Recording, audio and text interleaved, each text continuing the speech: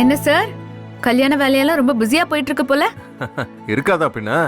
எங்க குடும்பத்துல கல்யாணம், எந்த தடங்களும் வராம இந்த கல்யாணத்தை நல்லபடியா நடத்தணும்னு தாத்தா ரொம்ப ஆசைப்படுறாரு. அவர் ஆசைப்படுற மாதிரி நடக்கணும்ல. அவர் ஆசைப்படுறதை விட நீங்க ரொம்ப ஆசைப்படுறீங்கன்னு சொல்லுங்க. அப்படியும் சொல்லலாம். வாங்கம்மா. வணக்கம். வாங்க. கவலைப்படாதீங்க, யார் என்ன சூழ்ச்சி பண்ணாலும் அதை முறியடிச்சு இந்த கல்யாணத்தை சிறப்பா நடத்திடுவோம். ஏப்பா கதிரு, இங்க என்ன பண்ணிட்டு இருக்க? அது ஒண்ணும் இல்ல, சும்மா சிக்கலா இருந்துச்சு, சரி பண்ணிட்டு இது இப்ப இருந்தேன். ரொம்ப முக்கியமா. மாப்பிள்ளை வீட்டுக்காரங்க எப்ப வராங்க, எங்க வராங்கன்னு கேட்டியா? இதோ உடனே கேக்குறேன். ஏனப்பா இப்ப கேக்குறேன்ற? முன்ன ஊட்டியே கேட்டிருக்க வேண்டாமா? மாப்பிள்ளை வீட்டுக்காரங்க வர்றதுக்குள்ள எல்லாம் ரெடி பண்ணணும்ல. தாத்தா, அந்த ஏற்பாடெல்லாம் பண்ணியாச்சு. மாப்பிள்ளை வீட்டுக்காரங்க கிளம்புறப்போ போன் பண்றேன்னு சொல்லிருக்காங்க. மாப்பிள்ளை வந்த உடனே மாப்பிள்ளை அழைப்பெல்லாம் சும்மா அமர்க்கலப்படுத்திடலாம். அப்புறம் வர்றவங்கள நல்லா உபசரிக்கணும்ப்பா. சொந்த விதங்களை கவனிக்கிறது ரொம்ப முக்கியம்ப்பா. அவங்க எல்லாம் புறப்பட்டு வந்துகிட்டு இருக்காங்க. அவங்களெல்லாம் நீ தான் கவனிக்கணும். அவங்க எல்லாம் வயிறார சாப்பிட்டு மனசார வாழ்த்தினா தான் நம்ம பிள்ளைலாம் நல்லா இருக்கும்பா. சரிங்க தாத்தா.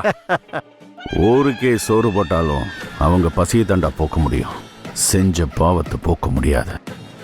என் தங்கச்சி சிந்தின கண்ணீருக்கும் என் அப்பனை இழந்து நான் தவிச்ச தவிப்புக்கும் அந்த சிதம்பரம் பதில் சொல்லி ஆகணும். சொல்ல வைப்பண்டா.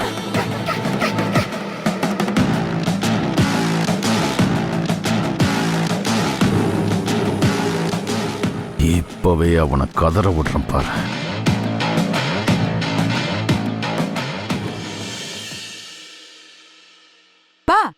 நீங்க இங்க என்னப்பா பண்றீங்க? வரவங்களா உங்களை எங்க எங்கன்னு கேட்டுட்டு இருக்காங்க. அது இப்ப நான் வந்துடுறேம்மா. என் பேத்தி ரெடி ஆயிட்டாளா இல்லையா?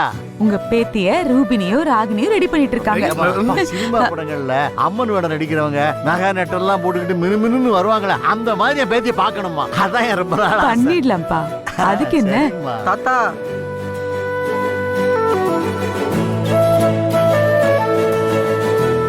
தாத்தா இந்தாங்க. ஏய், என்னடா இது? தெரியல தாத்தா, வேற ஒரு தாத்தா உங்ககிட்ட கொடுக்க சொன்னாரு. வேற ஒரு தாத்தான்றான். என்னன்னு வாங்கி பாருங்க. இப்படி சொல்றீங்க, நீ போடா தம்பி.